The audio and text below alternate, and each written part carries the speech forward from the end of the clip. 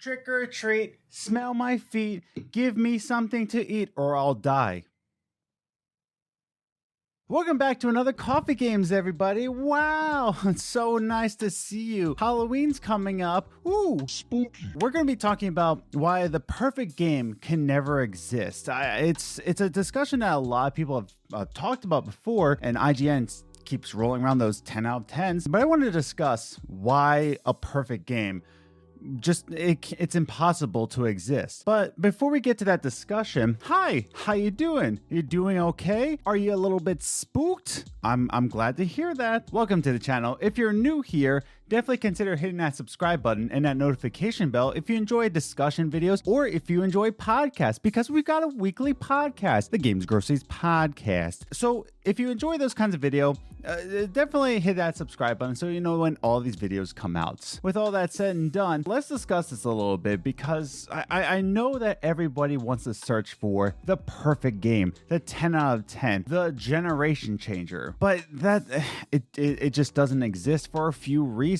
Before we get into those reasons though, let's define this. When we talk about the perfect game, what are we talking about? What is the definition of perfect? Nintendogs.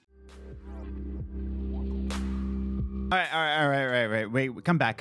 The video's not over yet. I'm sorry. When we talk about a perfect game, we're talking about an extreme definition. It's flawless. Perfection is flawless. When we talk about a perfect game, we're talking about a game that has no bugs, at least no game-changing bugs, no bugs that will actually affect the way you're immersed into the game, your save files, but also it has to appeal to all the masses. When we're talking about a perfect video game, it has to appeal to absolutely everybody. And with that, it has to appeal to every single multi-platform system. It has to play well on the Xbox, PlayStation, Nintendo Switch, PC. It has to play well on multi-platform, because then everybody has access to it. And when we're talking about that perfect video game, we're really defining it as flawless. It appeals to everybody, it has zero bugs, and it plays well. And I feel like there's so many variables that keeps it from this title of a perfect video game. A lot of people might say this is the generation changer, but it's not accessible to everybody. Or I like this video game, but it doesn't appeal to everybody. Or there's Skyrim. And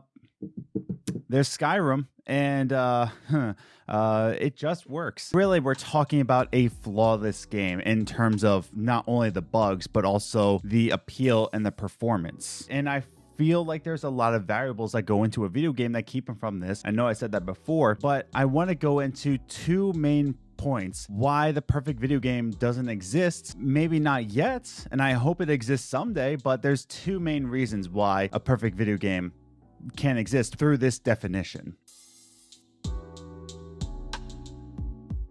So now that we've defined what is a perfect game, one of those definitions is no bugs and it performs well on each platform. But there's a quote that flies around here, and I tried to research it. I tried to find the actual person who said it, and I couldn't find it. But the quote goes something like, a video game development is a lot like filming a movie with 100 different cameras filming all at once, and each camera keeps breaking or updating. Everything is going wrong. And what that definition means is that you're trying to film a story, you're trying to put it out there, but there's so many factors. There's 100 different cameras, like the person says. I really wish I found the original quotee? I don't know. Making a video game has so many factors into it when you're trying to portray a story, but each of those 100 cameras keeps breaking or updating, or you're waiting for a license for one of those cameras, and it's just so frustrating. I mean, take for example, just coding a game. Just the idea of coding in general. There's so many different languages of coding. I myself had tried to learn how to code.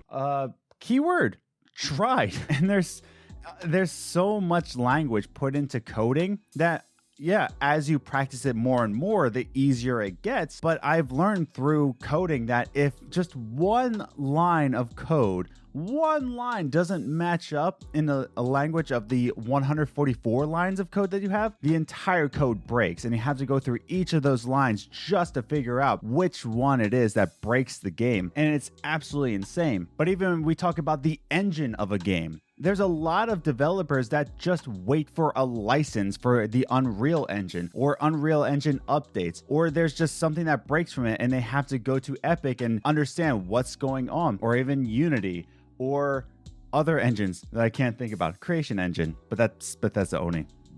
Don't listen to me. But there's a lot of developers that just have to wait and sit around until the engine is complete or ordered, the license is there, and they just have to wait on that. Or even art direction. There's a lot of artists, like art assets, that don't necessarily come into games in the correct way because, again, going back to that original quote, filming a movie with 100 different cameras and one of those cameras just keeps breaking, the art assets just keep breaking. The development behind a game is so complex, and I'll say this, so fragile, that one little piece of code goes wrong or one asset that goes into the game can easily destroy the entire thing. And it's so fragile in that way. So when we're talking about perfection, zero bugs, best performance on every single platform, and each of the platforms you develop for a different way, like going for a PC port and an Xbox port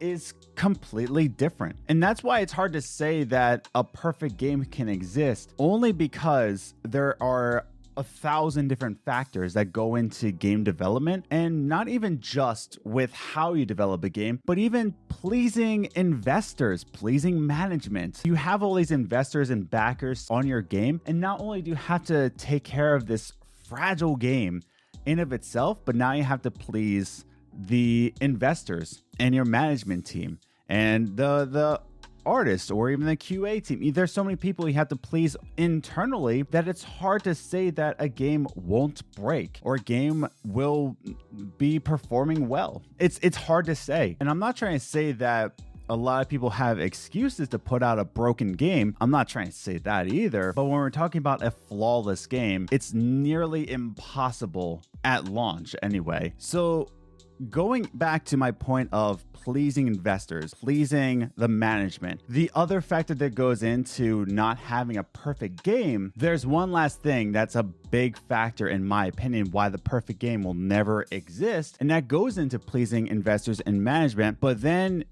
you have to please the fans, the actual people that buy it. They have to please you. So let's be real here. I kind of live by a certain quote, I guess you can say, or a mantra, whatever you want to call this. But when you try to please everybody, you end up pleasing nobody.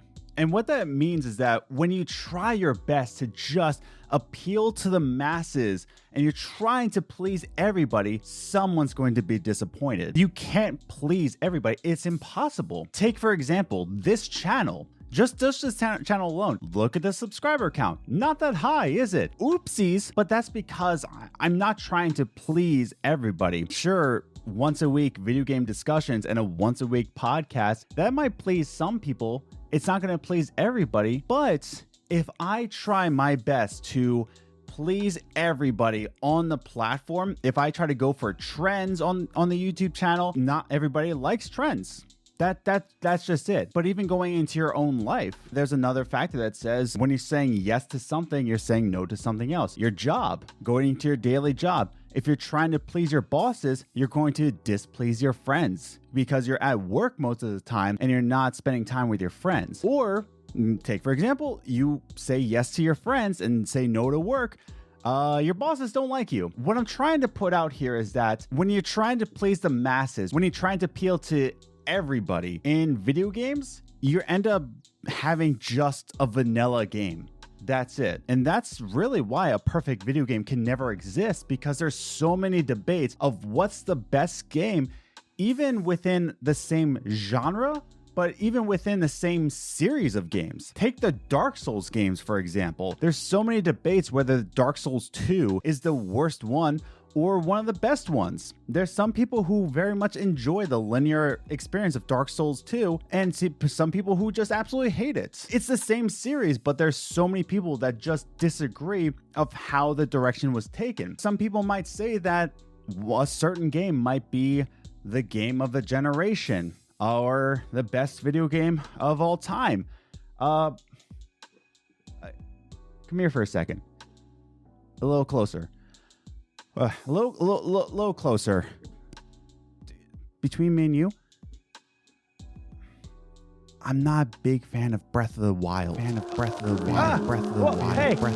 whoa. It's just my personal preference. Whoa. I'm not a huge fan of Zelda Breath of the Wild. I'm not a big fan of the broken weapon system. I'm not a big fan of just, kill Ganon.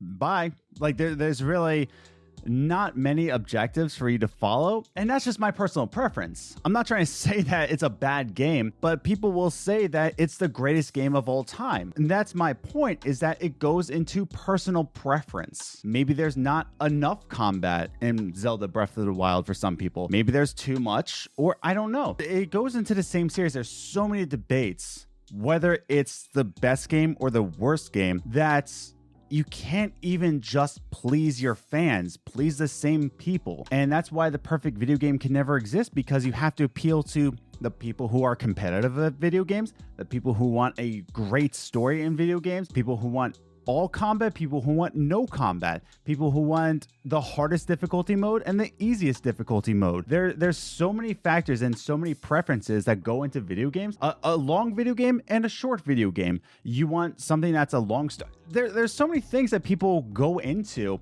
and hate about a game, and that's why when you say that this is the perfect video game for you, if you watch the Games Groceries podcast, when we go into movie minutes, we always say that there's 5 points. The last point is perfect for us. And that's when I say that this is a movie perfect for our preferences. And same thing goes for you. You have a video game that's perfect for you. My perfect video game is Tony Hawk's Pro Skater 1 and 2 remaster. Shut up. I love that game. I adore it. Skyrim even was my perfect video game, but it's not everybody's perfect video game. Tony Hawk's Pro Skater 1 and 2 remaster is not the perfect video game. It's just perfect for me. I enjoy it. I very much enjoy it. I've sunk so many hours into that game. I don't want to look at the hours I put into that game. But I think this is the biggest factor here, that nobody can agree what the perfect video game is, even within the same series, the same genre,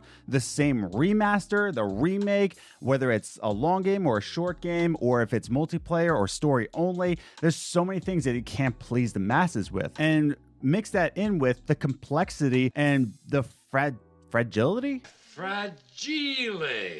Is that a word? I don't know. But how fragile a game development is, and trying to please investors while pleasing fans, and a perfect video game has to be flawless. There's so many things that I don't think a perfect video game will ever exist. There's no 10 out of 10. There's no extreme definition. There is no flawless game. So instead of us searching for the perfect video game, the flawless video game, the game that changes a generation, let's just celebrate the vast amount of interpretations of video games there are out there. There are short story games like A Night in the Woods. There's long story games like Red Dead Redemption 2, which, in my opinion, overstays its welcome, but that's just my opinion. And there's so many different kinds of games out there for absolutely everybody, but none of them are perfect. None of them are the perfect video game, the definitive perfect video game. But let's celebrate how many interpretations of a video game there are out there. In the comments down below, I want to hear from you. What is your perfect video game? What is a game that,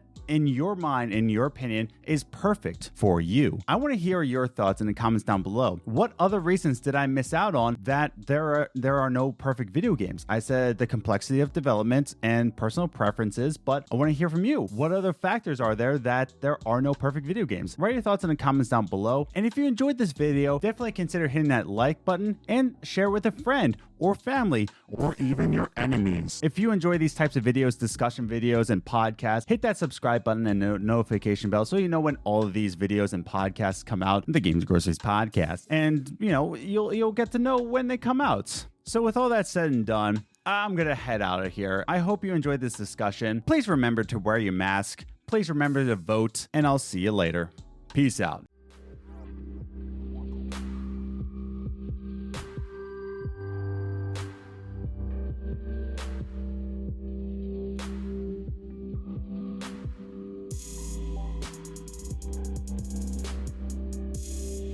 But what was that?